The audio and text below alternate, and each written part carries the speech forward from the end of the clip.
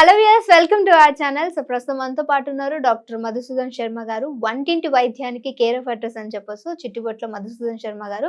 Sir తో మాట్లాడి ఈ రోజు మన కోసం ఏ విధమైనటువంటి మేకింగ్ వీడియో చేయబోతున్నారు అనేది అడిగి తెలుసుకుందాం. నమస్తే సార్. నమస్తే. సార్, ఈ రోజు మన ప్రేక్షకుల కోసం ఏ విధమైనటువంటి ఆయుర్వేదిక్ అండ్ అలానే న్యాచురల్ తో కూడినటువంటి ఒక మేకింగ్ ని చూపించబోతున్నారు? దేనికి ఉపయోగపడబోతుంది? నరాల బలహీనతమ్మా. నరాల బలహీనత. సో వయస్సు నిమిత్తం లేకుండా ఎక్కువ మందిని వేధించేటువంటి అత్యంత సర్వసాధారణ సమస్య నరాల బలహీనత. అవును. దీన్ని నర్వస్ వీక్నెస్ అని చెప్పి చెప్తుంటారమ్మా. ఓకే. ఆ నరాల బలహీనతతో మరి ఎక్కువ మంది బాధపడుతుంటారు కాబట్టి మరి వాళ్ళకందరికి ఉపయోగపడుతుంది కాబట్టి ఒక మంచి వీడియో చేయొచ్చుమా. Okay sir. మంచి మనకు దొరికేటువంటి ఆహార ఔషధాలతోనే చక్కటి ఔషధాన్ని తయారు చేసుకుని వాటిని ఉపయోగించుకొని ఆ నరాల బలహీనత సమస్య నుంచి బయటపడవచ్చు. ఓకే, దానికి ఏ విధమైనటువంటి పదార్థాలు కావాలి సార్? కేవలం 4 పదార్థాలమ్మా. మొట్టమొదటిది ఉసిరికమ్మా. ఉసిరిక సీజన్లో అయితే ఇలాంటి ఉసిరిక తీసుకొని ఎండబెట్టేసేసి పౌడర్ తయారు చేసుకొని వాడుకోవచ్చు. ఉసిరిక పెచ్చులు, లేకపోతే మనకు ఉసిరిక పెచ్చులు ఎండించినవి మార్కెట్ లో దొరుకుతాయి. పౌడర్ కూడా మార్కెట్ లో దొరుకుతుందమ్మా.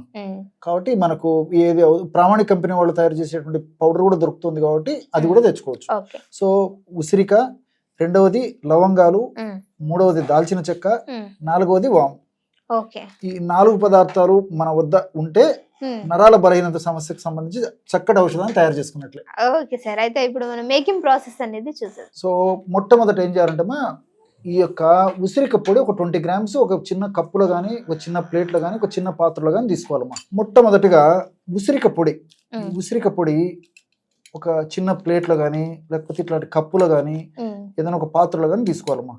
ఉసిరిక పొడి ఒక 20 గ్రామ్స్ తీసుకోవాలి. ఔషధం తయారు చేసి చూపించేందుకు ఇక్కడ కొద్దిగా మాత్రమే కలపడం జరుగుతుందమ్మా.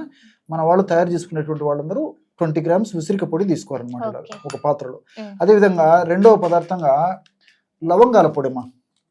లవంగాలని కాస్త వేయించేసేసి చూర్ణంలాగా తయారు చేసుకొని ఆ లవంగాల యొక్క పొడిని కూడా ఒక 20 గ్రామ్స్ తీసుకోవాలి.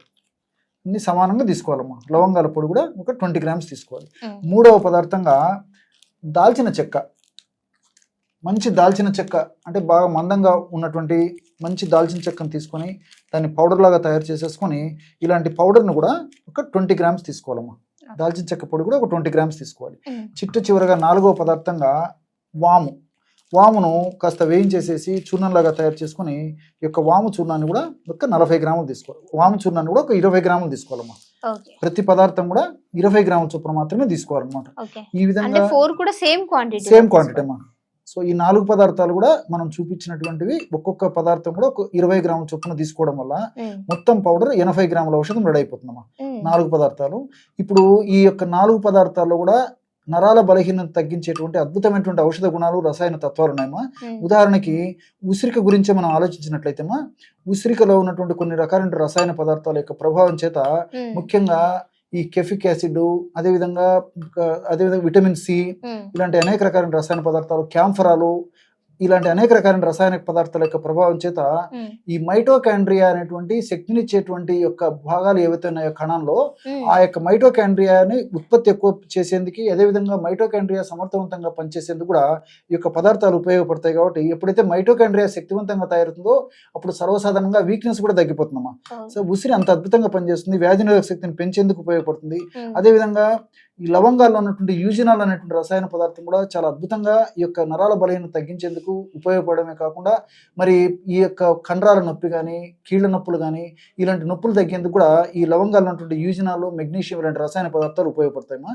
మూడవ పదార్థంగా మనం చెప్పుకున్నటువంటి దాల్చిన చెక్క ఉన్నటువంటి సినమాల్డిహైడ్, సిసమిక్ యాసిడ్, ఇవి కూడా మైటోకాండ్రియాను శక్తివంతంగా చేసేసి మైటోకాండ్రియా సమర్థవంతంగా పనిచేసేందుకు చాలా చక్కగా ఉపయోగపడతాయి.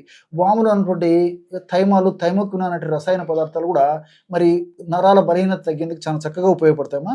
ఈ 4 పదార్థాలు కలిపి మనం ఔషధంగా తయారు చేసుకుని వాడుకుంటాం కాబట్టి ఫలితాలు మరింత శీఘ్రంగా, శక్తివంతంగా, సమర్థవంతంగా కలగడమే కాకుండా అనేక రకాలైనటువంటి సైడ్ బెనిఫిట్స్ కూడా ఈ యొక్క పదార్థాల వల్ల కలుగుతాయి.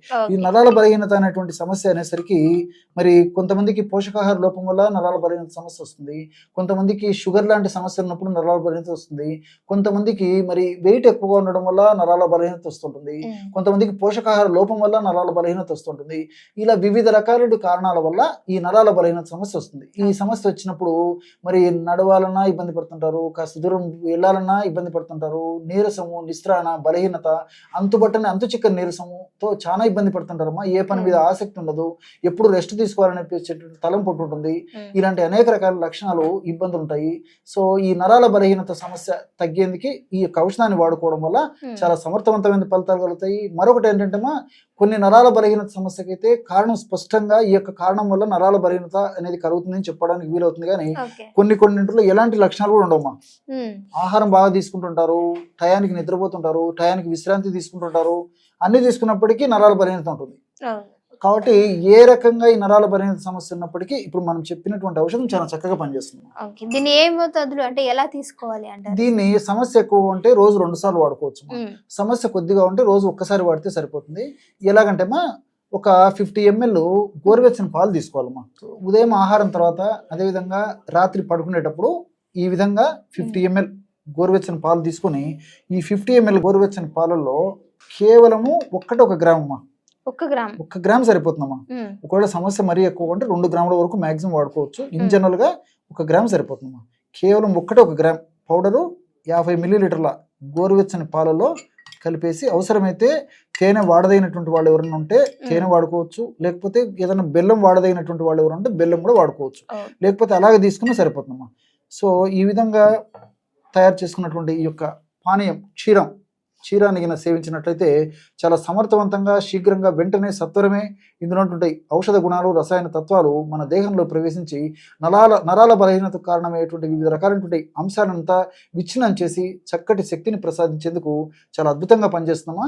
కాబట్టి రోజు 2 సార్లు వాడుకోవచ్చు. సమస్య కొద్దిగా ఉంటే ఒక్కసారి వాడితే సరిపోతుంది. మరి ఈ యొక్క ఔషధం అయిపోయిన తర్వాత మళ్ళీ ఫ్రెష్గా తయారు చేసుకుని అవసరాన్ని బట్టి వాడుకుంటుంటే సరిపోతుందా. చిన్నపిల్లల నుంచి పెద్దల వరకు అందరూ వాడుకోదగ్గ దివ్యమైనటువంటి ఔషధము ఈ నరాల బలహీనతకు సంబంధించి మనం చూపించినటువంటి ఔషధం అమ్మా.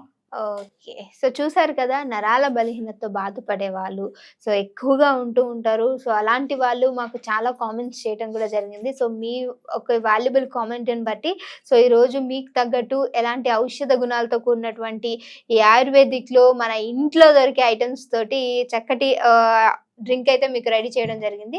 సో మీరు ఒకవేళ ట్రై చేయాలనుకున్నా, ఎవరైనా ట్రై చేసినా సరే సో దాన్ని మీకు రిజల్ట్స్ ఎలా అనిపించింది, ఎంత మేరకు ఉంది అని చెప్పేసి మాకు డెఫినెట్గా కింద కామెంట్ చేయండి.